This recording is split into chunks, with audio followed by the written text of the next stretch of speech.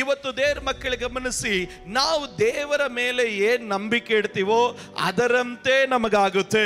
ಮತ್ತಾಯನ ಬರೆದ ಸುವಾರ್ತೆ 8ನೇ ಅಧ್ಯಾಯದ 13ನೇ ವಚನದಲ್ಲಿ ನಾವು ಗಮನಿಸಿದಾಗ, ಶತಾಧಿಪತಿಯಾದಂಥ ವ್ಯಕ್ತಿಯನ್ನ ನೋಡಿ ಯೇಸು ಸ್ವಾಮಿ ಆತನಿಗೊಂದು ಮಾತು ಹೇಳ್ತಾನೆ, ನಿನ್ನ ನಂಬಿಕೆಯಂತೆ ನಿನಗಾಗಲಿ, ಹೋಗು ಎಂದು ಹೇಳಿದನು.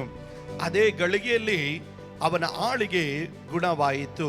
ಅದೇ ಗಳಿಗೆಯಲ್ಲಿ ಅಂದ್ರೆ ನಾಳೆಗೆ ಪೋಸ್ಟ್ಪೋನ್ ಮಾಡಲಿಲ್ಲ, ಸಂಜೆ ವೇಳೆಗೆ ಪೋಸ್ಟ್ಪೋನ್ ಮಾಡಲಿಲ್ಲ, ಅದೇ ಗಳಿಗೆಯಲ್ಲಿ ಅದ್ಭುತ ನಡೆದಿದ್ದನ್ನ, ದಟ್ ಸೆಕೆಂಡ್, ಆ ಕ್ಷಣದಲ್ಲಿ ಅದ್ಭುತ ನಡೆದಿದ್ದನ್ನ ನಾವು ದೇವರ ವಾಕ್ಯದಲ್ಲಿ ನಾವು ಗಮನಿಸಲಿಕ್ಕೆ ಸಾಧ್ಯ. ಹಾಗಾದ್ರೆ ನಂಬಿಕೆ ಇಟ್ಟು ನೀನು ಮಾತಾಡಿದ್ರೆ ನಿನ್ನ ನಂಬಿಕೆಯಂತೆ ನಿನಗಾಗುವುದು. ನಿನ್ನ ನಂಬಿಕೆ ಒಟ್ಟಿಗೆ ನೀನು ಮಾತಾಡಿದ್ರೆ ನಿನ್ನ ಮನಸ್ಸಿನಂತೆ ನಿನಗಾಗುವುದು. ನಿನ್ನ ನಂಬಿಕೆ ಇಟ್ಟು ನೀನು ಮಾತನಾಡಿದ್ರೆ ನಿನ್ನ ಜೀವಿತದಲ್ಲಿ ಎಂಥ ರೋಗಗಳಾಗಲಿ ಅದು ಸ್ವಸ್ಥವಾಗುವುದು.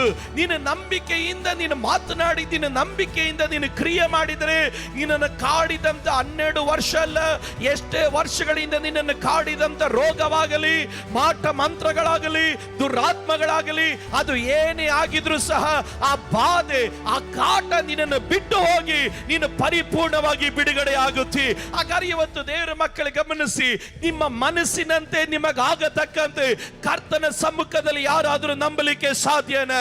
ಇವತ್ತು ಯಾರು ಹೇಳ್ತಾ ಇದ್ದೀರಾ, ಪಾಸ್ಟರ್ ನನ್ನ ಸಾಲ ತುಂಬಾ ಇದೆ ಪಾಸ್ಟರ್, ಆ ಸಾಲ ನೀಗಿ ನನ್ನ ಸಾಲ ಕೊಡುವಂತೆ ನಾನು ಮಾರ್ಪಡಬೇಕು. ಇವತ್ತು ನೀನು ನಂಬಿದರೆ ನಾನು ಹೇಳ್ತೇನೆ, ನಿನ್ನ ನಂಬಿಕೆಯಂತೆ ನಿನಗಾಗುತ್ತದೆ. ಇವತ್ತು ಕೆಲವರು ಹೇಳ್ತಾ ಇದ್ರೆ, ಪಾಸ್ಟರ್ ನಾನು ಒಬ್ಬಂಟಿಗನಾಗಿ ರಕ್ಷಣೆ ಒಂದು ಬಂದಿದ್ದೇನೆ, ನನ್ನ ಕುಟುಂಬವಾಗಿ ರಕ್ಷಣೆ ಹೊಂದಿ ದೇವರ ಕಡೆ ಬಂದ್ರೆ ಅದು ಚೆನ್ನಾಗಿರುತ್ತೆ. ನಾನು ಹೇಳ್ತೇನೆ, ನೀನು ನಂಬಿಕೆ ಇಟ್ರೆ ನಿನ್ನ ಮನಸ್ಸಿನಂತೆ ನಿನಗಾಗುವುದು. ಪಾಸ್ಟರ್ ವೈದ್ಯರು ಇದು ಹಾಗಲ್ಲ, ಆಪರೇಷನ್ಗಾಗಿ ವಿಧಿಸಲ್ಪಟ್ಟಿದ್ದು ಎಂದು ವೈದ್ಯರು ಹೇಳಿದ್ದಾರೆ. ಆದ್ರೆ ನಾನು ನಂಬ್ತೀನಿ ಪಾಸ್ಟರ್, ನನ್ನ ಶರೀರದಲ್ಲಿ ಯಾವುದೇ ಚಾಕು ಬೀಳೋದಕ್ಕೆ ಅವಕಾಶ ಕೊಡೋದಿಲ್ಲ, ಬ್ಲೇಡ್ ಬೀಳೋದಕ್ಕೆ ಅವಕಾಶ ಕೊಡೋದಿಲ್ಲ. ಯೇಸು ನನ್ನನ್ನು ಸೌಖ್ಯ ಮಾಡಲಿಕ್ಕೆ ಶಕ್ತನು ಎಂದು ಯಾರಾದ್ರೂ ನಂಬಿಕೆ ಇಟ್ರೆ ನಾನು ಹೇಳ್ತೇನೆ, ನಿನ್ನ ನಂಬಿಕೆಯೇ ನಿನ್ನನ್ನು ಸ್ವಸ್ಥ ಮಾಡಲಿಕ್ಕೆ ಸಾಧ್ಯ.